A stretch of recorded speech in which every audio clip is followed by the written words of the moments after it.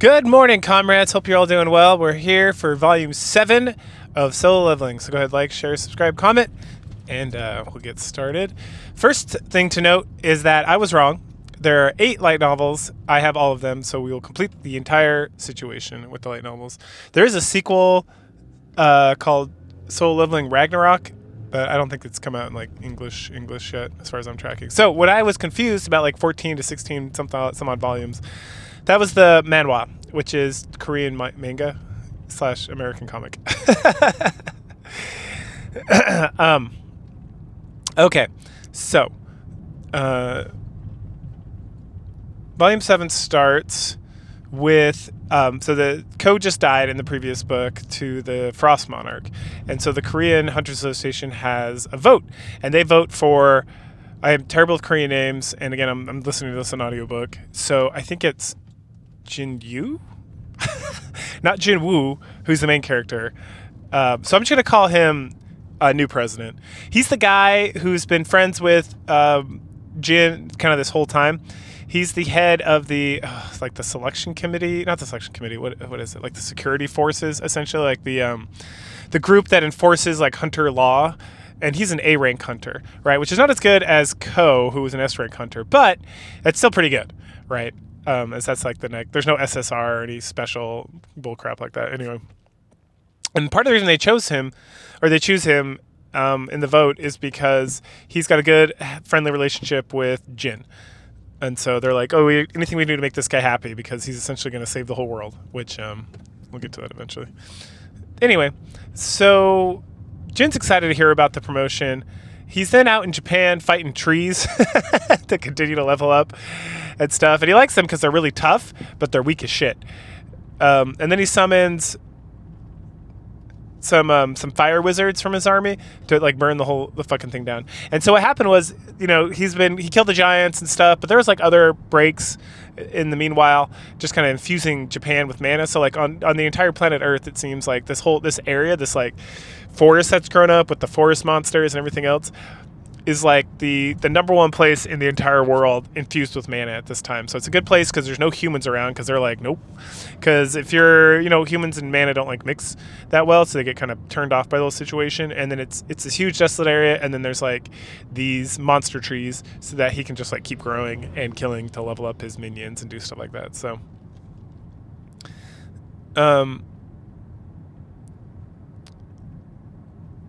and then at some point, Beirut contacts Jin and is like, hey, we got to talk. Meanwhile, back in Korea, several hunters have come to see Jin. Like there's the number one guy in Germany who's like an A or S rank hunter named Leonard. And then we get like, oh, where's he at? I don't know. Where he's at? Something. So we go back to Jin, and then we find out from Beirut that he's about to level up. He's about to level up to martial class, so he's so close. And so Jin gathers his whole army together, and he also brings Igris out because he's wondering the same thing. It seems like he's been acting a little fidgety as well. So Jin takes Beru and Igris and just starts clearing out monsters around Japan, just the 3 of them, until they can level up. Heading back to the assistant of the Ajahn Guild, we again run into Thomas and Leonard, who are here in Korea specifically to talk to Jin. And they're like, where's he at? And then they're like, I don't know where he's at. And then all of a sudden, Jin just shows up, and Thomas is like, hey, bro, what's up? And then Thomas is like, this guy seems like he's even stronger than the last time I met him. But I can't quite put my finger on it. And then he asks about the large gate. Or yeah. So Jin Jin kind of dismisses him and asks the assistant about a large gate. And he's like, yeah, I found one. And he's like, cool, see ya. And so he pretty much ignored Thomas again. And then the German hunter who had an appointment with him, he also abandoned him. And then later down at the gate, it's Cha, and she grabs Jin right before he goes in, and he's like, hey, I just want to test some stuff, it'll be okay, I know it's a big gate, but I can handle it on my own. Can I you guys can have the boss, but I just want to kill everything else. And then Cha's like, yeah, that's fine. And so he goes in and comes out like a few minutes later, and it's like, cool, you got it. And then when they go in there, the strike squad led by Cha is like, what the fuck? Because it's like, there's like a complete massacre. And again, Jin went in there to get Beirut and Igris just to like kill things on their own, essentially, so they could level up. And it's just like, it looked like the ant monster just like went to town, and they're like, holy shit. Meanwhile, we head back to Jin's mom and sister, and they're just chatting lightheartedly about stuff. At some point, the sister heads outside. She looks up and she's like, "What the fuck?" Meanwhile, the new president of the association is meeting with the president of Korea, kind of like transfer power. And this guy tries to throw his weight around at the new president because like Ko was like such a strong individual politically and as a hunter and everything. So like people like kind of, he had a lot of political sway. And this new president of the association or the president of Korea is trying to like lean on the president of the association a little bit. But then Yu gets upset about it, and he like flexes some of his mana power and is like, "You guys better shut the fuck up. I'm going to do what we can. We're here to protect the hunters and to take care of Jin to make sure he can do whatever." And then so you're going to leave us the fuck alone. And the Korean president's like, "Roger." Later, while driving home, he notices a ton of traffic, and at some point he stops, looks over, and there's a giant gate in the sky, and he's like, "Ruh-roh." Over to Jin, who's super pleased with Beru's new power because he leveled up. Now he's a marshal. Unfortunately, because Igris was not close enough, so he did not level up. At that point, he's like, "All right, I want to see what this Thomas guy wants." So he contacts him, and he's like, "Hey, man, I got a gift for you." And then Beru's like, "I want to fight Thomas." And Jin's like, "No." And so he goes to meet up with Thomas, who gives him these daggers that were made from Chomash, the dragon, right? And they're like the most powerful daggers, whatever. And he pulls out his Demon Monarch daggers to compare them, and he's like, "Holy shit, these are a lot more powerful." So each dagger, without buffs, because these daggers, they're like role-playing stats or whatever, so they have buffs. But each one of these Chromash daggers is 1,000 like attack damage without buffs. Meanwhile, the daggers he's currently using, the Demon Monarch daggers, are around 500 attack power each with all the buffs. And the 1,000 is like roughly the attack strength of like a S-rank sword. So it's like he's like dual wielding 2 S-rank swords, only they're even more powerful because of the buffs. Which I don't remember off the top of my head. It's something about like his attack power or his mana levels or how much he infuses. So he's like, "Sweet, these are pretty rad." And that's when he senses and he looks up, and there's a giant gate that's appeared over his soul, and that's what everyone keeps stopping to look at. And Jin is like, "Oh, that's like the Angel Gate that I saw before." And it's the largest gate ever recorded, ever. And it's 10 times bigger than Chomash's gate and all this stuff. And news reporters all around the world are talking about it. And one expert is saying, "Oh, it's all the extra mana in the air. And it's because that's what's causing all the hunters. And it's causing all these problems." And then he mentions that it's a good thing that's over Korea because Jin can stop it. Later on, the association flies up to it and it like breaks all their equipment. He's like, "Oh, it's super SS rank." And then at that point, the guys who are testing it spot Jin riding his like dragon, and he rides up to the gate and he tries to hit it, and it's like a complete solid wall, and everyone's like, "Ruh-roh." At that point, they get a call from the Hunter Association in Japan, and they say that that no gates have opened over Japan, and also no gates have opened anywhere else. Like all the gates in the whole world are like gone except for this one gate. And then the Hunter Association president or whatever, or some Japanese guy's like, "I don't like Koreans, but I'm sorry, I was wrong." Later on, Jin's just hanging out at the house, pouting because there's no more worlds to conquer, essentially. "Oh, there's no more fucking gates, so I can't level up. There's just one gate and it's not open." And he decides, "Hey, you know what? Whatever, I'm going to go plant some trees and test out these daggers," because he saved some seedlings. So where can I go? He heads to the gym, with the Hunter Association's gym, and talks to Yu. And then, but they've summoned all the Korean hunters to like come to Seoul so they can like take care of this gate in case it breaks. And so the gym's full. And so then Yu's like, "Well, you know what? Come back later on. I'll clear it out." Meanwhile, Thomas is just staying around. Him and his sister or whatever. She's like, "Why are you here?" And he's like, I love this gate. It makes me feel alive. It's beautiful. What else makes me feel alive is being around Jin and Chomash. I love it. It's beautiful. Blah, blah, blah, blah, blah. Back at the gym, Jin summons Beru, who, like I mentioned before, is now a marshal. And there can only be one marshal, apparently. And so he plants a tree. Beru punches the tree, but it barely hurts it. So then Jin takes out a new dagger. And that's the thing. The trees aren't strong, the demon trees, but they're very resilient. So the fact that Beru hits it as hard as he can, and it barely does damage to it, is like, all right, so that's how strong my strongest minion is. Let's check out these daggers. And so he charges one of his daggers with mana, and then he slashes at the tree. It just rips the tree apart and like smashes up the gym real good. And Beru is like, "Damn, son." And Jin's like, "Ruh-roh." I fucked up the gym real bad. Anyway, so later on, he's back at home and he's bored. And his sister's like, what are you doing? Why don't you go do something? Why are you just sitting around? And Jin's like, you know what? I will go do something. And so he calls up Cha to go on a date. Cha's practicing swordsmanship with some guy who's like her sensei, or whatever it is in Korean. And she's like super flustered when he calls and is like, hey, let's go on a date. And she's, yes, absolutely, let's go on a date. I love the way you smell. Not creepy at all. So they end up going to like an amusement park, and they're both kind of bored because, like, you know, they fight monsters and live on the edge of like death constantly.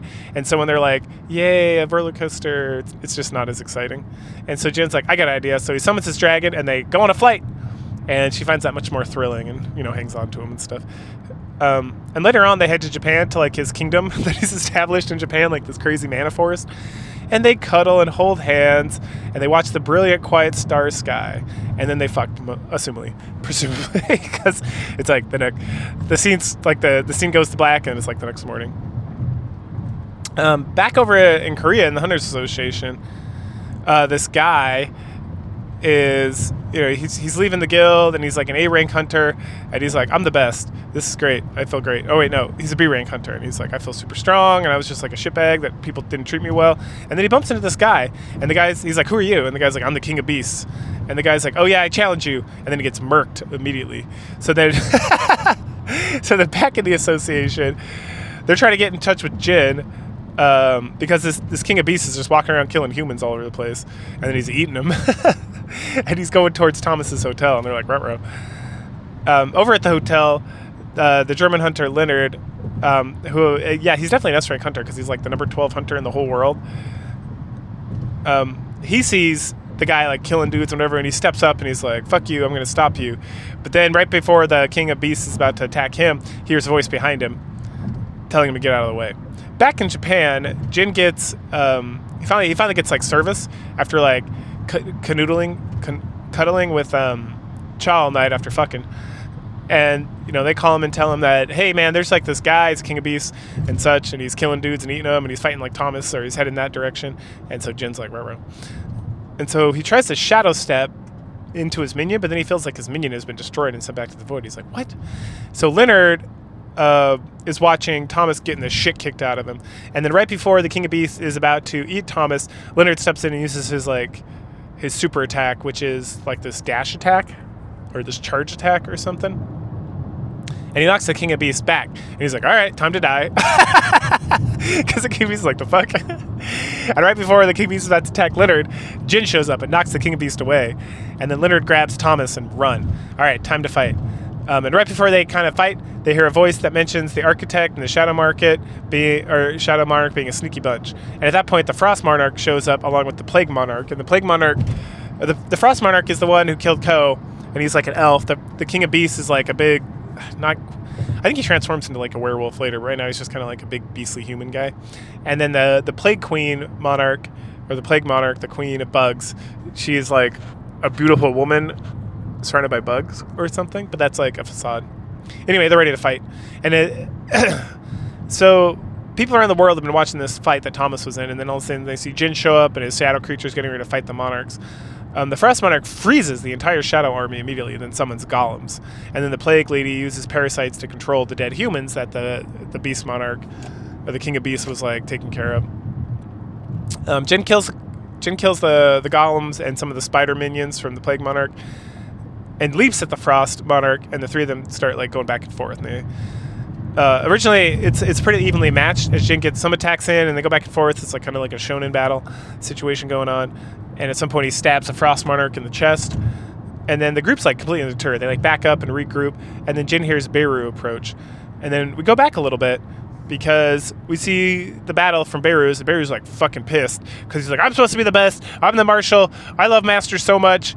I'm so pissed off. And this bitch, the Plague Monarch, I'm going to smash him up real good. And then he sees Jin get smashed by the Plague Monarch pretty good. And then Beru like bashes out and then rushes the Plague Monarch. And then the Frost Monarch is aghast that Jin has been able to summon like a martial class. He's like, the fuck? And when Beru like smashes her real good, we see that she's just like a hideous rotted woman and not a beautiful woman. And then she freaks out because, you know, they saw her like not beauty. because she's using the insects to hide the fact. And then Jin's just watching this whole thing kind of go down between her and Beirut. And then he turns and charges at the other two monarchs. And he's fighting both of them while Beirut is dealing with the Plague Monarch. And then more shonen battle goes on. And then Jin starts speeding up more and more and more to a point where normal humans can't even watch. And then Beirut is being drained because part of the Plague Monarch's business that Beirut stopped earlier was that she drains like mana from people because, plague and such. And the Beirut is being like turned up. And then as he's trying to like dismiss and then resummon him, he can't because she's going to destroy him. And I guess if monarchs destroy your shadow, they can send it back to like the void. And once they're in the void, you can't summon them back because they're not just like being reconstituted. And so he runs up and he blows the bugs away from her, and then he kills her. Straight up kills her. But he gets clawed by the King of Beasts while he's distracted, and the Frost Monarch's about to stab him when Beirut stands back up to help, and then he gets stabbed and freezes. But even though Jin got stabbed, he gets this notification that there's an unknown ability unlocked. So essentially he like dies. And then he falls into this void only to awaken in like a hospital room with the Korean Association president, with Yu. And then, or with President Ko. And this is like, he wakes up like he just got out of the double dungeon from like volume 1. And it looks like Jin went back in time. And that he was, he just got freed from the double dungeon. He has all his stats and items, but none of his Shadow soldiers. So he starts planning on what to do next. So he's like, oh, okay, I get like a second chance. I went back in time, so now I can get prepared for the Monarchs, and I have all my stats and abilities so I can gain any more levels and do all this stuff. And then he goes to Hunter Association. He like talks to different people, and he goes to Hunter Association to meet with Ko to get his like re-rating. And he runs into the assassin guy, and he tells him like, hey man, if I ever find out you killed somebody, I'm gonna fucking kill you, so you better watch yourself. And then he talks to Ko and tells him that he's going to take care of Jezu Island. And the guy's like, oh wow, that's so amazing, that'd be great if you did. And then he goes and he takes care of the shadow, or the ant army, and then he summons Beirut again. And then finally he's like, all right, enough of this shit. And he like yells out to the world, and the illusion like ends, because he didn't go back and past, it was like an illusion. And then essentially it's an illusion that he created. And then because it's actually like, I think it's Ashbourne, the Shadow Monarch, and him are like one and the same at this point. And so one of them has to like stay awake, and the other one can like go live like an eternity of like peace and happiness because like they're together, and so the consciousness or something. And so essentially he can stay and just be happy and not have to deal with like the Monarchs and like the threat of all that stuff, or if he leaves, he has to like deal with that, and he could die and be dead forever or whatever. And so he hears this information from Ashbourne, who is wearing like all his black armor. We find out his name later, but it's the Shadow Monarch. And he takes his helmet off, and he looks just like Jin. So at this point, Jin learns that this is the Shadow Monarch's realm, and so that they're like one and the same at this point. Like they've kind of merged their existences. And that here, the Shadow Monarch can manipulate and control everything. So Jin can essentially create the perfect world, anything that he wants or whatever. And then while they're chit-chatting, we go back outside to the Frost Monarch and Beast Monarch are about to keep killing when they hear something. And it's the other heartbeat, because Jin has two hearts. Remember, it's the Shadow Monarch heart and his heart. And they turn to finish him off, since he's just laying there unconscious and stuff. But then a guy shows up with 2 light daggers, and they start fighting. Back inside the Shadow Monarch realm, Jin is witnessing the full story of the Shadow Monarch, as he wants to know why he chose Jin. And so, the history of the world, or the history of the universe, is that there was a supreme being. So, supreme is in literally like the supreme being. And he was bored, so he created light creatures, called them rulers, and he created some dark creatures, called them monarchs, and he wanted to watch them fight because it was like entertaining to him, which, fair. But eventually the rulers got tired of fighting and went to take the supreme, the power of the supreme ruler, or the supreme being, for themselves, so they could finally defeat the shadow, or they could finally defeat the monarchs. But then the Shadow Monarch, who was a ruler at the time, he was the most loyal of all the supreme beings, like people. So he tried to stop them, and he got murked. But because he was so loyal and stuff to the supreme being, he had hidden the power of death inside him, and so he was able to return from his death with a new army. And he was gone for a little bit, and then when he returned, the supreme being had been destroyed by the rulers, and they had captured the giant monarch, which Jin had dealt with in the last book. So at this point, he was like, there needs to be a balance of power, and I want to continue like the supreme ruler's like business. So he joined the monarchs to maintain that balance. But that's where Jin saw the stuff from before that he was not allowed to like hear everything that was going on, and that's when he was betrayed by the beast monarch and the demon monarch. And the problem with the monarchs, they were worried that he was getting too strong and that they were, he was going to turn on them next or something. And after they betrayed him, the beast monarch saw that he was that he was stronger than both of them combined. He like noped out and lost his whole army to the Shadow Monarch, and then the Demon Monarch was killed at that point because he was all on his own, and the Shadow Monarch was much better.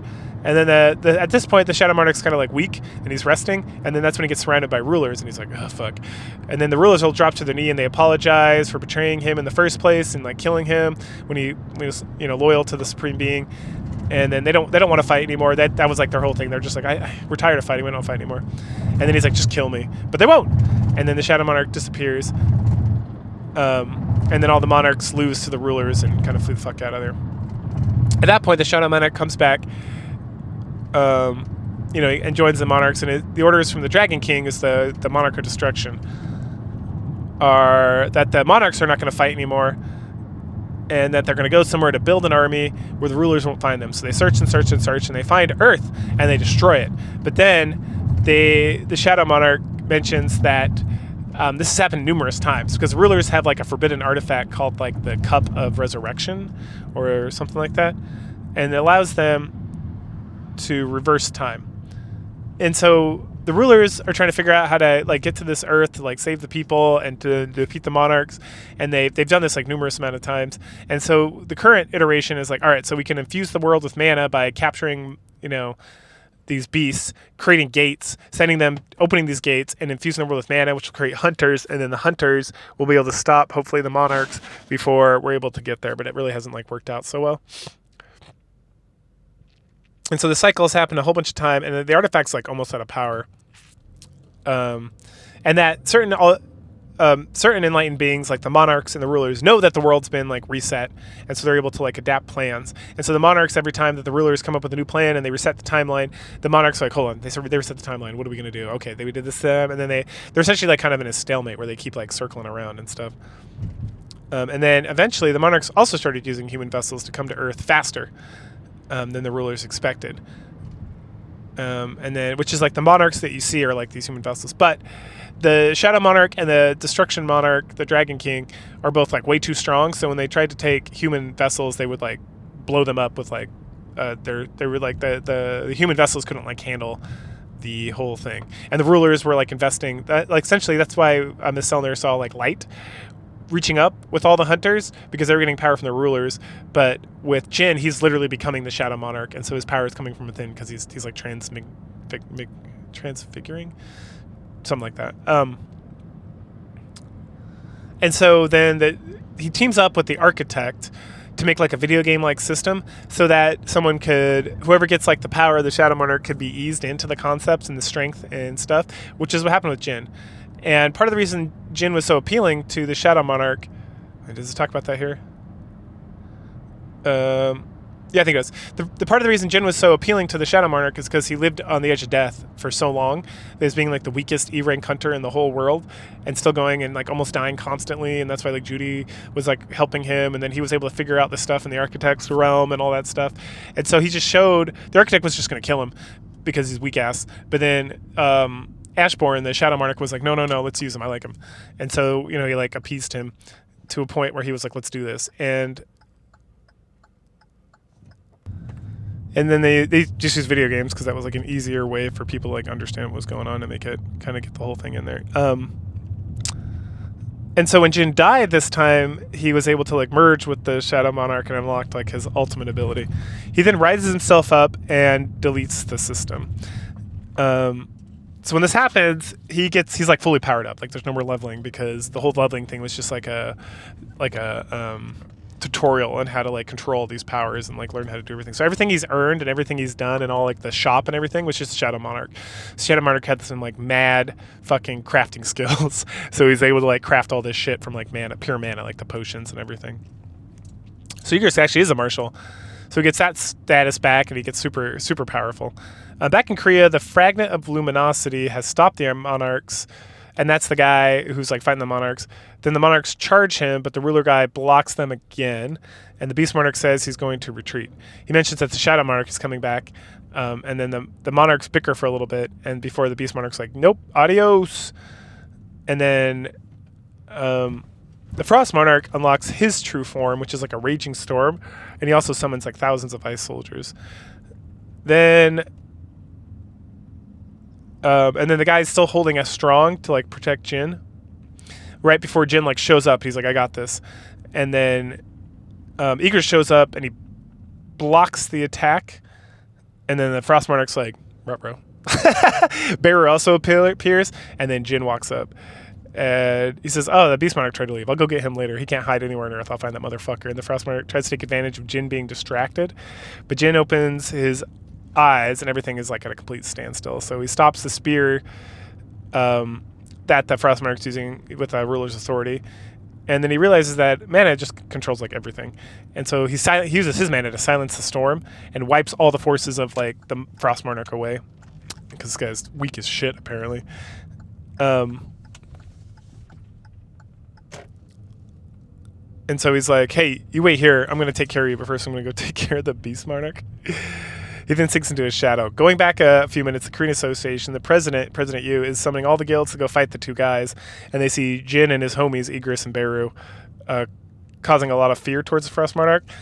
And then the Fang Monarch, we go to the Fang Monarch, and he's like shaking in fear in like his lair and like peeing his pants. And he's like, oh shit. Only the Dragon King is strong enough to fight the Shadow Monarch. I should have realized this. I'm an asshole for coming to do this. And then Jin like rolls up, and one of the Beast's minions goes up to attack, and Jin just murks it like immediately. And then he's like, all right, motherfucker. And then he beats the shit and kills him. And then we go back to the Frost Monarch, and Beru is healing the ruler guy who was protecting him when Ignis is watching the Frost Monarch. The Frost Monarch is about to jump Beru and Ygritte, and then fight the other guy. When Jin shows back up, and he tosses like the beast's ear in front of the Frost Monarch, and then he fucking kills the Frost Monarch. He beats the shit out of him, like not even close. At this point, we get like kind of a montage, I guess, of a whole bunch of different groups of people watching Jin kick the shit out of the Frost Monarch and eventually kill him. And then once that kind of wraps up, Beru comes and talks to him and tells him about the guy who protected him while he was asleep. And Jin's like, where'd he go? And it's like, oh, I don't know, he left. Meanwhile, we find out that the guy is Jin's dad, of course, and that he's starting to fade away into dust because he used too much of like the ruler's power, and he's just like a regular mortal. So like it kind of burned out his system, if you will. And so he's not able to maintain his form or whatnot. And he's like, all right, well, I don't want to say goodbye to Jin and leave him again for a second time. But Jin doesn't give a fuck about that. So he comes and he says goodbye. And then he realizes that the whole dagger thing he has is because of his dad. Because his dad used daggers when he was an Estrak hunter and he was around and stuff. And we get a little bit of like his dad went into this thing and then he got caught with, you know, when everyone left but him, but then the rulers kind of found him and they gave him powers, and that's why he was able to beat up what's his fuck and kind of go around and do some stuff because he got a lot of this information on the side. So super sad. As he walks back, everyone's like bowing to him and telling him he's great, and assistant shows up and takes Jin out of there because Jin's kind of like, oh, my dad, I lost him again, I'm sad, and gives him some good emotional support. Meanwhile, the president of Korea gets a call from North Korea and all the countries in the world to start amassing at Seoul for the gate that is there. Later, you know, he's like offering like, hey, we'll send our guys over there and help you out and make sure we can get this thing taken care of. Later on, Jin's back at Japan in that abandoned forest city, his like homestead, and he summons some of the humans that got killed by the three monarchs. He got some for his army, and he was just kind of seeing if they would be interested in serving and getting revenge and whatnot. And they're like, yeah, hurrah, hoorah. Anyway, there's no more system for Jin because the system was just there to help him get acclimated to his powers. So he's trying to get used to that. The biggest thing is no more shop. And that goes back to like, well, I guess I have the power because I'm the Shadow Monarch to craft all this stuff because that's what got there in the first place through my own abilities, but I don't really know how to craft, so I don't know. At that point, he gets a call from President Yu, the association president, and he wants him to come see him. And then Ygritte at the same time mentions that they need to talk. So a few days later, all the hunters are waiting around for this dungeon break to go down. And and Jin's there as well, and they're all waiting for this dungeon break, and then the dungeon breaks, and all these monsters come down, like hundreds of thousands of monsters, and they land, and there's a grand marshal at the head, and they all they just bow to Jin.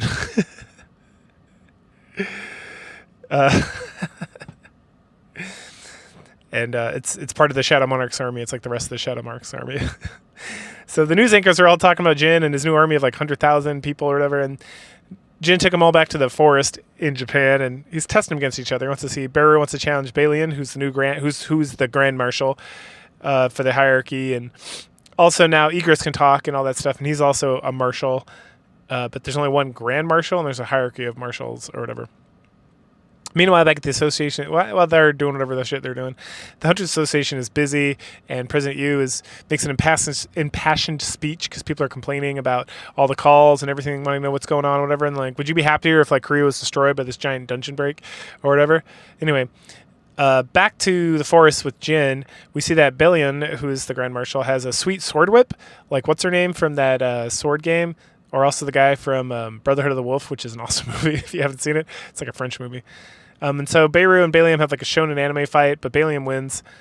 And then meanwhile, elsewhere in like the Void or whatever, the Dragon King is talking to someone about Jin, so like one of his minions or one of the other monarchs or whatever. And the Dragon King is the monarch of destruction or whatever. And they're just talking about how they need to do something about it and how they got to figure this thing out. Later that night, Jin is watching Fang talk to the dragons that he's summoned that were part of like the Shadow Monarch's army, and they're having like a fire off. And Fang cheats and uses the Orb of Avarice to show him up to give a better fire breath than they, and they're all like, oh. And then he's thinking about the upcoming war that he knows he's coming. He knows the Monarch of the Destruction, the rest of the monarchs are going to come, and they're going to like fight it out. And he's trying to figure out what he needs to do for this whole thing and whatnot. And then Balian comes up. Oh wait, hold on. Oh yeah. And the ants are making him like a shelter of some form, and then Balian walks up and they have a talk about Ashboard and what Ashboard meant to Balian and how they're related, and Balian tells him that like, I don't know, they've been buddies for like tens of thousands of years or something, and that he was like a regular guy or warrior at some point, but that he was in the service of the Shadow Monarch so long that he was able to rise up to the level of like Marshal or whatever, Grand Marshal or whatever, and that he was originally born of the World Tree, and that's like, I don't think we can have a reference to the World Tree besides the potion you can make with like the World Tree thing. Outside of that, it seems like that's it. There's a World Tree and it exists. Now, as a reminder, the sequel to this book series is called Solo Leveling Ragnarok, so maybe it'll play more of a prominent role there. Maybe this author is setting up. He's done a pretty good job writing, I would say. So maybe he's setting up some stuff for like that future series. At that point, he feels like he needs to warn everybody about like what's happening and how things are going to go. So he returns to the guild. At that point, he runs into the assistant's sister, who saw him leaving the hospital when her dad was healed. Remember, her dad's Chairman Yo. And she was at the guild to talk her brother out of being a hunter anymore because they're worried about his safety and all this stuff. And the assistant was like, nah, I'm going to stay a hunter. I'm going to continue to run this guild and everything's going to be great. And Jin's like, all right, I'm headed to the association. So going back to the assistant sister's thinking about when she ran into Jin, about the hospital situation, all that stuff. And she thinks that has something to do with that. And then at some point the secretary calls her and they're talking, and she mentions that she saw Jin leaving the hospital, and then the dad calls her and they have a chit chat because the chairman finally figured out that yes, Jin did do something to heal him, and now he wants to talk about it with Jin. Over in Beijing, as the hunters are returning, a lot of people are talking shit about the Chinese hunters going over to help Korea, and how that is a waste of money and a waste of time and all this stuff. And then people in the news, they're like chit-chatting, and then the guy who's like the 7-star hunter, he hears this and he shuts that the shit down. He's like, I'm gonna fucking do what I want, you better all whatever. And then right then the news reporters are like, oh shit, there's a gate appearing over Beijing. Back with Jin, who's now with the new President Yu. 2, I think. The president shows Jin that there are 8 gates around the world that have popped up over like major cities like Beijing. And then Jin takes him to his office and touches him on the forehead and shows him the monarchs and their mission and the rulers and all that stuff. And then he's like, holy shit, we gotta figure this out. And so then they put an invitation out to all the world leaders to come to Korea and have a chit chat about what's going to happen. While they're waiting for all that to go down, Jin is just chilling at home making dinner for his mom, and his mom gets super concerned, and she brings up that her husband, his father, would always do the same thing. He'd make like a nice dinner for her whenever he was going on like a dangerous mission, even though he acted like nothing was wrong. And so she's wising up to that whole situation. At that point, some randos show up, and they're the bodyguards of Chairman Yao. And so the chairman's like, hey, I want to talk to you. And Jin's like, yeah, let's not do that here. Let's go to your place. So he takes him back to his office, and all the people are like, oh, is that Hunter Sun? Ooh, Hunter Sun. And then when they get there in his office, he asks Jin if he's he kind of like says, hey, did you heal me? And Jin's like, oh, guilty as charged. And then he's like, I should marry him off to my daughter. And so he asks him if he's seeing anybody. And Jin's like, yeah, actually I am. And then he feels embarrassed that he asked, which I guess is a Korean thing. I guess it's just like, oh, whatever. So later, after that, Jin heads back to Japan to like prep or battle and work on like tactics and whatnot. And he finds out that the ants built him like a little shelter to crash in when he's in Japan. They built him a fucking castle. And he's like, what is this? Anyway, so Jin, once he has all the world leaders together, he tells everybody about the gates and what's going to happen, that these monarchs are going to come out and they're deadly and they got these huge armies and all this stuff. And then for some reason the Canadians and a few other countries are like, hey, go fuck yourself. And then Jin's like, all right, whatever, you do what you got to do. And so he heads to China to help them because it's like the closest to Korea and is most important. He is like every other fucking human being who's like, okay, so the most important thing to me is my mom and my sister. Got to take care of them. Got to take care of my girlfriend Cha. Got to take care of my country after all that. If they're all fine, I'll take care of Korea. And then, okay, so China, gotta go head over there. So he heads over there and he meets up with the 7-star guy, and he's hanging out, and they're waiting for the dungeon break, and then it breaks, and absolutely nothing happens. And they're like, Nani desu ka? And he also senses there's nothing inside. And then Jin's like, ruh-roh, I figured I made a mistake. Yeah, I underestimated the monarchs and their arrogance and their planning and stuff like that. So over in Canada, we get a lot of like this asshole S-rank hunter over there. And then we see like a single man with like red hair come down, and he's talking to the Canadian hunter, and he's like, hey, where's your king? And the guy's like, because his whole thing was like, well, Jin, he just like these gates are opening, and if you just declare yourself to be their leader, these monsters will just join you, which is not the case. And then and the Canadian guy is like, oh, I'm the king. And then the guy who came down smiles with serpentine features because it's the monarch of destruction. He's gonna fucking kill this guy and kill like all of Canada essentially. And I don't know why this guy hates Canada so much, but Canada's fucked. Anyway, so the monarchs attack Canada, all of them, all the monarchs, everyone that's left. Oh, we also found out at some point that even though Jin's killed a bunch of these monarchs, like the demon monarch and all the rest of them, the Frost Monarch and such, that they have marshals, that their marshals are going to lead their army kind of under the secondary direction of the Monarch of Destruction. So and then at some point he's like, well, how big's these armies? And he's like, well, probably like 100 times bigger than your army. And he's like, fuck, it's like 10 million guys. That's a lot. Now he has the advantage that as he kills, he's able to resurrect and increase his army even more. Which was his plan. He was going to go to China and like fight that monarch and then raise his army. But then after this happens, David Brenner. Oh wait, no. So they attack Canada, and they're killing things. Blah blah blah. Oh, they decimate everything. They're just decimating the land. They're destruction. They love chaos and destruction. David Brenner, who's the American Association president, is about to kill himself because he doesn't want to get killed by these creatures. And he has like this whole sad backstory we get like real quick, where he had this daughter and he was saving like some liquor, some fancy super expensive liquor for like his daughter's wedding, but then she died like during a dungeon break like a long time ago or something. And so he's just like by himself and he's like, time to die. And then Jin shows up. He's like, not yet. Hold up, wait a minute. And he's like, hey, I need that rune you were like trying to get me to join America for. And he's like, why? Something. He's like, man, motherfucker, just give me the goddamn rune. Like, it's like, what are you doing? You're about to kill yourself. Just give me the fucking rune. And he's like, oh yeah, that's a good point. So, and after that, he's like, hey, I need to go talk to Miss Selner. And he's like, okay. So he takes him over there, and he's like, everyone leave the room, and everyone leaves the room. And then he's like, hey, so can you read my fortune? And she's like, sure can. And so she does, and she starts crying, and she's like, oh my gosh, you can't. How dare you take this burden alone? How you're gonna sacrifice everything? And then he smiles. He's like, oh good. So my plan's gonna work. Excellent. He like high fives himself, and then he goes and he finds the dragon. He like teleports to like where the Dragon King is, and he's like, hey motherfucker. And then the Dragon King's like, hey, fuck you.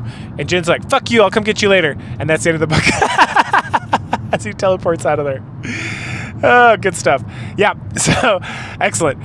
Super excited to see where this kind of wraps up. And as I mentioned at the beginning of this review, I think that I misunderstood. There are only 8 light novels in the first book, and then the sequel, Ragnarok, has more, I guess. But the 14 or 16 books I thought there were, that's the manhwa, which again is like a Korean comic that's colored, I guess. That's the thing. I guess they don't have black and white like manga in Japan. I know I read that somewhere. I don't know if that's true wholly or not. Anyway, go ahead, like, share, subscribe, comment, and I will catch you guys later. Bye.